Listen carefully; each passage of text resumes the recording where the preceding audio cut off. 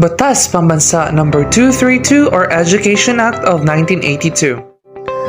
This was an act providing the establishment and maintenance of an integrated system of education. Section 2 states that this act shall apply to and govern formal and informal systems in all schools and in all levels of the entire educational system. Education Act of 1982 provides the latest and more specific provisions on rights, duties, and parents' relation to education. The provisions under the right to form, establish, join, and participate in organizations and societies recognized by the school to foster their intellectual, cultural, spiritual, and physical growth and development for purposes not contrary to law. As provided by this act, the national development goals are as follows. First is for economic and social progress. Second is for the maximum participation of all the people. And third is to strengthen national unity. It is also stated in Section 3 that the state shall promote the right of every individual to relevant quality education regardless of sex, age, creed, socio-economic status, physical and mental conditions, racial or ethnic origin, political or other affiliations. Section 9. The right of all the students in schools are as follows. Right to receive competent instruction, relevant quality education. Right to freely choose their field of study. Right to school guidance. Right to access his own school records. The right to issuance of official certificates and other important documents. The right to publish a student newspaper. The right to free expression of opinions and suggestions.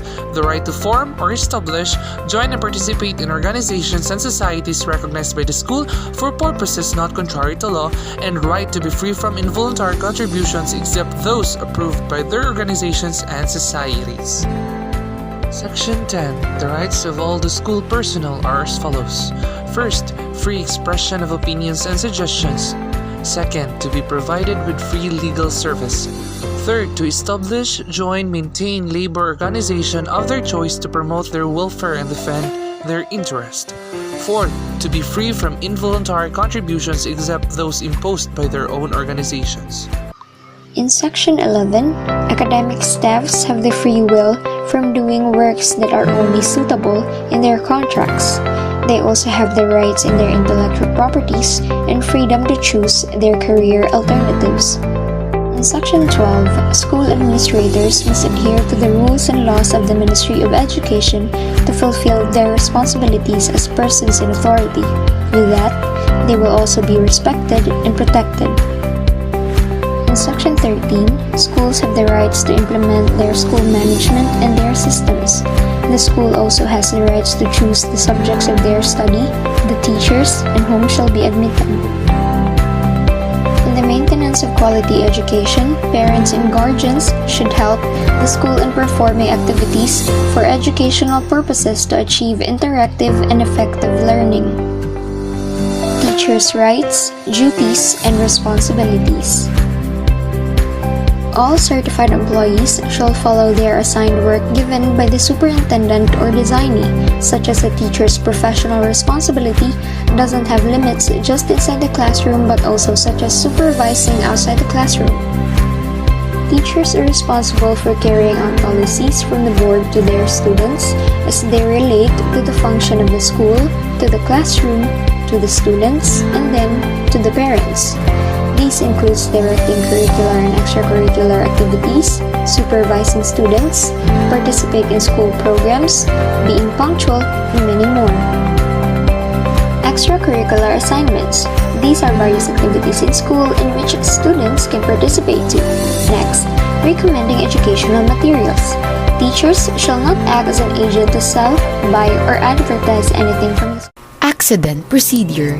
If an employee is involved in an accident while in the line of duty, all employees will report any student accident to the superintendent or his designee immediately upon occurrence. Recommending dentist, physician, or business houses. Teachers are not to make recommendations in regard to particular dentist, physician, or business houses. Supervision of students. Teachers are responsible for the conduct and safety of students and will see that safety rules are observed. Plans and plan goods. Teachers shall hand in lesson plans each Friday for the following week. Condition of classrooms.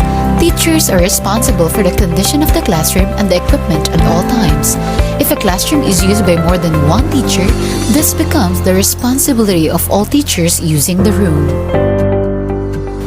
Cooperation with non-teaching personnel. Cooperation of all staff members with non-teaching personnel is encouraged. Suggestion relative to their duties should be referred to the administrative staff. Students access to rooms. A teacher or staff member must be present when students are using a room or building at the school. Use of office telephones. Office telephones are maintained for the primary purpose of conducting school business and are not to be used by students except in emergencies. Leaving campus during school hours. No teacher shall leave the school campus during school hours without previous notification and approval of the administration. Central Office Information Current. It is the teacher's responsibility to keep the following restricted information currently correct: name, address, telephone number, credits earned to meet requirements of the salary schedule, next of kin, dependents, school, and updated insurance information. Students working in building. If a teacher has a student or students working in the building, he or she must remain with them and is responsible for them.